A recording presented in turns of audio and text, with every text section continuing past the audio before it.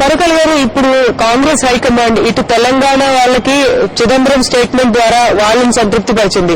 మరోవైపు ఇప్పుడు ఆంధ్ర, రాయలసీమ, కోస్తా ఎంపీలతో మంత్రాలు జరుపుతూ మీరేమి టెన్షన్ పడద్దు, మేము తొందరపడి ఏమీ నిర్ణయాలు తీసుకోము అని ఆంధ్ర ప్రాంత ఎంపీలను కూడా సంతృప్తి పరచగలిగింది. ఇక కాంగ్రెస్ హైకమాండ్ ఆలోచనలు ఎలా ఉన్నాయని కనుక్కోవడానికి పర్టికులర్ గా కోర్ కమిటీ సోర్సెస్ తో మాట్లాడినప్పుడు వాళ్ళు చెప్పేది ఏంటంటే సిచ్యుయేషన్ పూర్తిగా కంట్రోల్లో ఉంది, సిచ్యుయేషన్ అవుట్ ఆఫ్ కంట్రోల్ లో వెళ్ళలేదు. మరి ఈ ఎమ్మెల్యేలు అంతా ఏదైతే రాజీనామా చేస్తున్నారో వీళ్ళంతా కూడా పార్టీని ధిక్కరించినట్లు కాదా అని అడిగినప్పుడు వాళ్ళు రాజీనామాల్ని మీరు పార్టీ ధిక్కారం కింద ఎందుకు తీసుకుంటున్నారు, దాన్ని మేము పార్టీ ధిక్కారంగా తీసుకోవట్లేదు, వాళ్ళ అభిప్రాయాలు వాళ్ళు చెప్తున్నారు అని అంటున్నారు. అంటే దీన్ని బట్టి మనం ఇక్కడ గమనించినట్లయితే కాంగ్రెస్ హైకమాండ్ ముందుగానే ఈ పరిస్థితులన్నింటినీ కూడా యాంటిసిపేట్ చేసింది. ఈ పరిస్థితులన్నీ ఇట్లా ఉంటాయని ముందుగానే ఊహించింది. అయితే ఎమ్మెల్యేల ఏదైతే సంఖ్య ఉందో, నంబర్ ఉందో, ఆ రాజీనామాల సంఖ్య ఏదైతే ఉందో అది ఇంతగా ఉంటుందని ఊహించలేదు. ఇప్పుడు ప్రస్తుతం కాంగ్రెస్ హైకమాండ్ ఆలోచిస్తున్న ఆలోచనలు ఏంటంటే మొత్తం మీద మనం ఈ మొత్తం ప్రత్యేక రాష్ట్రం తెలంగాణ పైన టీడీపీకి కరెక్ట్ గా చెక్ పెట్టగలిగాం అని కాంగ్రెస్ హైకమాండ్ భావిస్తుంది. ఎందుకంటే ఈ ఎపిసోడ్ ఈ తెలంగాణకు సంబంధించి ఒక పాజిటివ్ స్టేట్మెంట్ చేసిన వెంటనే టీడీపీలో వచ్చిన హల్చల్, ఇమీడియట్ గా టీడీపీ అధ్యక్షుడు చంద్రబాబు నాయుడు చేసిన స్టేట్మెంట్, ఇవన్నీ ప్రస్తుతం ఒక విధంగా చెప్పాలంటే క్రైసిస్ నుంచి బయటకు రావడానికి కాంగ్రెస్ కి హెల్పింగ్ హ్యాండ్ దొరికిందని చెప్పొచ్చు. ఎందుకంటే ఇప్పుడున్న పరిస్థితుల్లో ఇమీడియట్ గా శాసనసభలో తీర్మానం ప్రవేశపెట్టలేమని కాంగ్రెస్ ఇంత ధైర్యంగా చెప్తుందంటే దానికి కారణం ప్రతిపక్షాల నుంచి కూడా మద్దతు లేదు. మా పార్టీ వాళ్ళు ఎట్లాగొట్లా మేనేజ్ చేసినా గానీ ప్రతిపక్షం ఎట్లా మేనేజ్ చేసుకోగలుగుతుంది? పార్టీ కూడా ఏకాభిప్రాయంతోనే తెలంగాణ సాధ్యం, అందువల్ల ఏకాభిప్రాయం ఉంటేనే ఈ రిజల్యూషన్ సపోర్ట్ ఇస్తామని చెప్పింది. ముందు నుంచి కూడా ఏకాభిప్రాయం సాధన అవసరమని కాంగ్రెస్ పార్టీ అభిప్రాయపడుతూ వచ్చిందో ఇప్పుడు దాదాపుగా టీడీపీ, టీఆర్పీ అన్ని పార్టీలతో కూడా ఏకాభిప్రాయం అనే మాటను వెల్లువేయించగలిగింది కాంగ్రెస్. సో దాని పరంగా కాంగ్రెస్ కొంత సంతృప్తిగా ఉంది. ఇప్పుడు ఉన్నారు కాబట్టి ఒకసారి సమావేశం అవుతుంది. ఇప్పుడున్న క్రైసిస్ కి వాళ్ళ ఆన్సర్స్ వెతుక్కోవడం పెద్ద కష్టం. ధన్యవాదాలు అరుణ, ధన్యవాదాలు మాకు తాజా సమాచారం అందించినందుకు. చలసాని శ్రీనివాస్ గారు మనతో ఉన్నారు. చలసాని శ్రీనివాస్ గారు, ఢిల్లీలో కేంద్ర హోంశాఖ కార్యదర్శి చెప్పినటువంటిది ప్రధానమంత్రి లేదు మీరు తొందరపడి నిర్ణయం తీసుకో అన్నదానికి రెండింటికి చాలా వైరుధ్యం కనపడుతోంది అనేటటువంటి ఆందోళన వ్యక్తం అవుతుంది. అయితే ఇప్పుడు అరుణ మనతో చెప్పిన దాన్ని బట్టి కాంగ్రెస్ అధిష్టానం చాలా చాలా కాన్ఫిడెంట్ గా ఉంది, చాలా విశ్వాసం ఉంది, పరిస్థితి ఏ రకంగానూ చేదాటి పోవట్లేదు అనేటువంటి విశ్వాసం కనపడుతోందని అంటున్నారు. కోస్తా జిల్లాల్లో, రాయలసీమ జిల్లాల్లో ఉన్నటువంటి పరిస్థితి ఏమిటి? అక్కడ ఉన్నటువంటి నిశ్చయం ఎంత గట్టిగా ఉంది? ఇవాళ పిండే గారి ప్రకటన రాగానే మండల బుద్ధప్రసాద్ గారు లాంటి ఒక శాంత మృదు స్వభావంగా పేరు పొందిన ఆయనలో కూడా వచ్చిన ఆగ్రహేశాలు చూస్తే, అలాగే అనేక మంది మిగతా మంత్రులు, మాజీ మంత్రులు అనేక మంది ఇక్కడ రావడం జరిగింది. మాకు నిజంగా ఇక్కడ ప్రజల ఆదరణ చూస్తే ఒక యుద్ధ వాతావరణానికి ముందు ఎలాంటి ప్రిపరేటరీ గ్రౌండ్ కనపడుతుందో ప్రజల్లో ఒక భావం కనపడిందండి. ఇంకొకటి నేను ఇందాక చెప్పినట్టు, దయచేసి మీరు రాయలసీమ పాలించారని చెప్పారు. రాయలసీమ అంటే ఎన్టీ రామారావు గారు కూడా డిప్యూటీ రెడ్డి, అంటే హిందూపూర్ నుంచి ఆయన ప్రాతినిధ్యం వహించారు కాబట్టి అది కూడా రాయలసీమ కోటాలో వేసుకున్న తర్వాత సంగతండి. నేను ఒకటే దయచేసి విజ్ఞప్తి చేస్తున్నాను, ఈ పరిణామాలు చూస్తూ ఉంటే మీకు గుర్తుండే ఉంటుంది. మొట్టమొదటిగా 1952లో జరిగిన మూవ్మెంట్ కానీ, మన పొట్టి శ్రీరాములు గారు ప్రారంభించిన తర్వాత 72లో వచ్చిన మూవ్మెంట్ ఎలా ఉందో పరిస్థితి మేము చూడకపోయినా ఖచ్చితంగా చూశాం కాబట్టి, చదువుకున్నాం కాబట్టి, మిత్రులు చెప్పిన దాన్ని బట్టి ఇక్కడ వాతావరణం కూడా అలా కొంచెం ఆందోళన, మంచి తుఫాను వచ్చేదానికి ముందు ఎలాంటి ఆందోళన ఉందో ఆ విధంగా ఆందోళన ఉంది. నేను కూడా అదే మంది రాయలసీమలో ఉన్న ప్రొఫెసర్స్ తోనూ అలాగే ఎమ్మెల్యేస్ తో కూడా మాట్లాడుతున్నది. సోమవారం నుంచి అది తీవ్రతరం అయ్యే విధిగా నడుస్తుంది. ఇక్కడ అన్ని పార్టీల వారు కలిపి నిన్న పిలవడం జరిగింది. రేపు మధ్యాహ్నం 3 గంటలకు ఈ 3 జిల్లాల్లో ఒక జేఏసీ జాయింట్ యాక్షన్ కమిటీ వేయడం జరుగుతుంది. ఇంకొక 5 రోజుల్లో మొత్తం కోస్తా జిల్లాలో అలాగే కోస్తా రాయలసీమ ఒక కార్యాచరణని మీరు స్పష్టంగా రూపొందించుకుంటారు. దివాకర్ రెడ్డి గారు ఇక్కడ మొత్తం చారిత్రక నేపథ్యం తీసుకున్నటువంటి పరిస్థితుల్లో ఇక్కడ పాల్వాయి గోవర్ధన్ రెడ్డి గారు చెప్పారు, ఇందాక రమణారెడ్డి గారు కూడా చెప్పారు. పాల్వాయి గోవర్ధన్ రెడ్డి గారు అంటే కంటిన్యూస్ గా తెలంగాణకి అన్యాయం జరుగుతూనే వచ్చింది. అసలు ముందే తెలంగాణ విశాలాంధ్రలో భాగం కాకూడదు అనేటువంటి మెజారిటీ అభిప్రాయం. ఇవాళకి కూడా 199 మంది విశాలాంధ్రలో తెలంగాణ భాగంగా ఉండకూడదు అనేటువంటి కృతనిశ్చయంతో ఉన్నారనంటున్నారు. ఒక్క విషయం చెప్తానని దయచేసి ఆ పార్వాయి గోవర్ధన్ రెడ్డి గారిని నాకు సమాధానం చెప్పానండి. టీఆర్ఎస్ పుట్టిందే ప్రత్యేక తెలంగాణ కోసం. లోపల ఏ భావం ఉన్నా బయటకు చెప్తున్నది, ప్రజలకు ప్రపంచానికి చెప్తున్నది మేము సపరేట్ తెలంగాణ కావాలనేటువంటి వాళ్ళు. మొన్న టోటల్ ఎన్ని సీట్లు వచ్చాయండి? 10 సీట్లు వచ్చాయి. 119 సీట్లు ఉంటే 10 సీట్లు వచ్చాయి. హైదరాబాద్ లో పోటీ చేయటానికే భయపడ్డటువంటి వాళ్ళు మెజార్టీ పీపుల్ అభిప్రాయం వాళ్ళకు ఎక్కడుంది? ఈ ప్రజాస్వామ్యంలో, ఈ శతాబ్దంలో మెజార్టీ ప్రజల యొక్క అభిప్రాయం తెలుసుకుని పోవాల్సిందే తప్ప ఇంకో రకంగా పోవటానికి అవకాశం లేదు. ఇవాళ ఎంతమంది ఉన్నారండి హైదరాబాద్ సిటీ గురించి? ఎవరు పిల్లే గారు చెప్పారు అనేటువంటి మాట తమరు మాట్లాడుతున్నారు. పిల్లే గారు ఎవరండి? ఇవాళ కావాలంటే ఓటింగ్ పెట్టుకుందాము హైదరాబాద్ సిటీలో, వాళ్ళు ఆంధ్రాలో ఉంటామంటారో లేకపోతే తెలంగాణలో ఉంటామంటారో లేకపోతే ప్రత్యేకమైనటువంటి యూనియన్ టెరిటరీ కావాలంటారో అనేది స్పష్టమవుతుంది. దాని ప్రకారం ఎవరి మీద ఎవరికి ఎలాంటి అభ్యంతరం ఉండదు. దాన్ని ఏమంటారు? రామ్మోహన్ రావు గారు.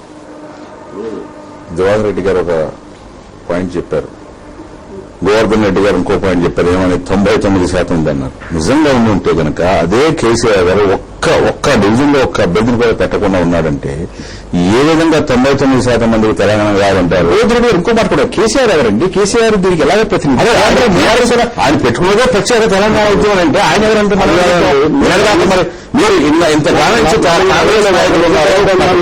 ఒకటే కాదండి, ప్రత్యేక తెలంగాణ పేరు మీద ప్రభాకర్ గారు ప్రత్యేక తెలంగాణ పేరు మీద 12 మంది క్యాండిడేట్స్ నిలబెట్టారు. ప్రత్యేకంగా పార్టీలకు సంబంధం లేదు, ఇండిపెండెంట్ కింద. అందులో 11 మంది డిపాజిట్ పోండి. సో నేను మాట్లాడి నిలబడి 11 చిన్న విషయం. ఇంకొక చిన్న విషయం, 1589లో హైదరాబాద్ నగర నిర్మాణం మొదలుపెట్టినప్పటి నుంచి మీరు పక్కన పాలయ్య గారికి ఒకసారి తెలియజేయండి. 1589 నగర నిర్మాణం అణువణువున పునాది అణువణువున మాది రాయలసీమ యొక్క ప్రజల రక్తం స్వేదం ఉంది. ఆ 400 సంవత్సరాల క్రితం 300 సంవత్సరాల క్రితం ఏదైతే కులి కుతుబ్ షా పాలనలో ఇక్కడి నుంచి ఎంత ధనం వెళ్ళిందో కడప మైన్స్ నుంచి మన కొల్లూరు మైన్స్ నుంచి వివరాలు ఇవ్వడం జరిగింది. 200 సంవత్సరాల క్రితం 1820లో ఆసఫ్ జాహీద్ అనిస్టులో ఇక్కడ మొత్తంగా లాగంటే గుంటూరు నుంచి 13,86,000 సిక్కాలంటే, బండికోట దివాకర్ రెడ్డి గారి ప్లేస్ నుంచి 5,80,000 సిక్కాలంటే, రాజమండ్రి అలాగే చిక్కాపుల్ పెట్టండి, శ్రీకాకుళం నుంచి 8,50,000, వరంగల్ ఆదాయం 66,000, హైదరాబాద్ 7 లక్షలు. ఇలాగా పోనీ ఇంకో 100 సంవత్సరాల క్రితం వెళ్తే మనం 19వ శతాబ్దం చాలా మంది తెలియదు. 99% మందికి హైదరాబాద్ ప్రజలు కూడా తెలియని విషయం ఏంటంటే, మేము మమ్మల్ని బ్రిటిష్ వాళ్ళకి ఇచ్చేసినా సరే 19వ శతాబ్దం మొదటి పాదం వరకు కూడా మా డబ్బులు పెట్టి హైదరాబాద్ డెవలప్ చేశారు.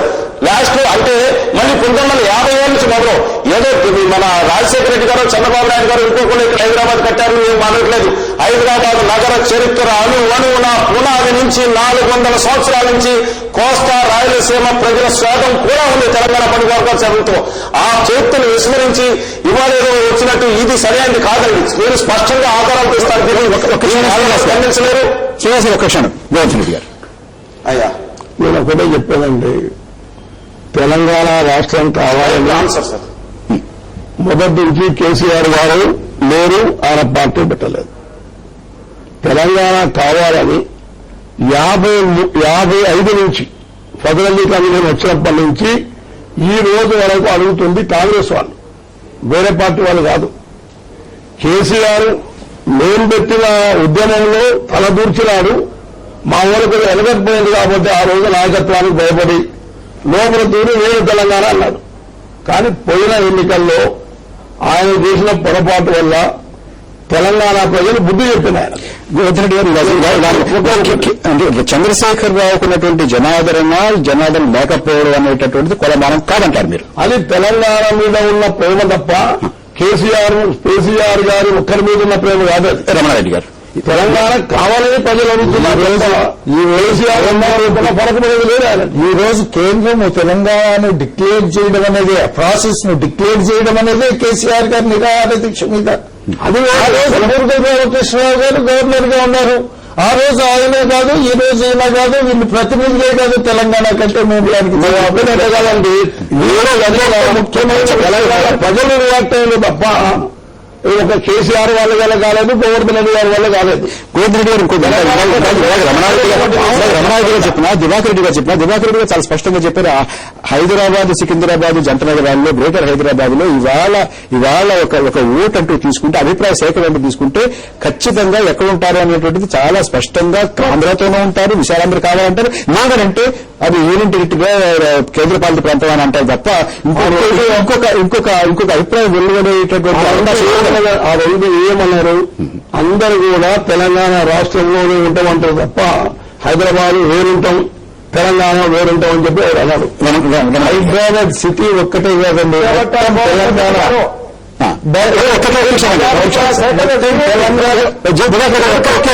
మొత్తం తెలంగాణ బ్యాలెట్ కండక్ట్ చేయండి. 50% కు పైన వచ్చేటట్టుగా ఉంటే ప్రత్యేక తెలంగాణ కావాలని వాళ్ళు ఇష్టం వచ్చినట్టే కానివ్వండి. వాళ్ళు పద్ధతి లేదు, మనకు ఆ పద్ధతి లేదు. మనం అంటాము, లేకపోతే ఉద్యమాలు అంటాము, సత్యాగ్రహం అంటే మరొకటి అంటాం. కరెక్ట్. ఏది వెబ్సైట్ లేదు, ఎవరి అభిప్రాయాలు తీసుకోవడం లేదు. రాత్రికి రాత్రి బర్త్డే గిఫ్ట్ గా రాష్ట్రాలను ప్రకటించడం ఏంటండి? రాణి గారు అదే కాదు, ఇంతదాకా గోవర్ధన్ రెడ్డి గారు కూడా చెప్పారు, నీళ్ళదేదో దోపిడీ జరుగుతూ ఉంది. దీన్నింటి కొంచెం టైం తీసుకుని నేను స్పష్టంగా చెప్పదలుచుకున్నా. తెలంగాణలో నుండి ప్రవహించేటువంటి ప్రధానమైన నదులు తీసుకుంటే గోదావరి, కృష్ణ. గోదావరి ఒక్కటే ఎక్స్క్లూజివ్ గా ప్రవహించేది, కృష్ణ అనేది కాదు. కృష్ణ అనేది అన్ని ప్రాంతాలకు భాగాలు ఉండేవి. కృష్ణ గోదావరి 70% కృష్ణా నది తెలంగాణలో మర్చిపోతుంది. అన్ని చెప్తాను మీకు, నేనేది మర్చిపోను. నేను పోగా మీ మీద ఉన్న మాదిరి డాడ్జింగ్ కూడా చేయను. నేను క్లియర్ గా 65% అండి గోదావరి తెలంగాణలో పొరపాటు ఉంటే కానీ మీరు కరెక్ట్ చేయండి. గోదావరి ఉంది, గోదావరికి శ్రీరామ్ సాగర్ ఉంది. ఎక్కడుందండి శ్రీరామ్ సాగర్? శ్రీరామ్ సాగర్ కరెక్ట్ గా బార్డర్ లో ఉంది, అంతే కదా. కాబట్టి అది తెలంగాణలో వచ్చే వర్షంతో అది నిండదు. పై రాష్ట్రం నుండి పై రాష్ట్రంలో వర్షంతో నిండుతుంది. పై రాష్ట్రంలో ఏదో చిన్న ప్రాజెక్టు కట్టుకుంటేనే మనం ఓడ్చుకోలేక, మంచినీళ్ళకి కట్టుకుంటే ఓడ్చుకోలేక దాని మీద పెద్దగా రథం చేసినాం. అవి మన నీళ్లు కాదు, ప్రాజెక్టు మనదే, నీళ్ళకి మంది కాదు. కాబట్టి ఎక్కడ వర్షం పడుతుంది, ఎక్కడ నీళ్లు ఉన్నాయి అనేది నదీ జలాలకు అది కానే కాదు. ఆయన విద్యాసాగర్ రావు ఆయన మహానుభావుడు. వీళ్లకు మీలాగా చెప్తా ఉంటాడు, మాకింత వర్షం పడుతుంది. ఏ వర్షం ఎక్కడ పడుతుందో ఎవడూ దాన్ని నిలుపుకోలేడు. దాన్ని జస్టిఫైబుల్ డిస్ట్రిబ్యూషన్ కావాలా. తర్వాత శ్రీరామ్ సాగర్కే పూర్తిగా నీళ్లు లేవు. తర్వాత మనకు అంత పెద్ద నదైనా గోదావరికి ఒక ఇబ్బంది ఉంది. శ్రీరామ్ సాగర్ దాటిన తర్వాత మనకు కట్టుకోవడానికి సైట్స్ ఏది డ్యామ్ సైట్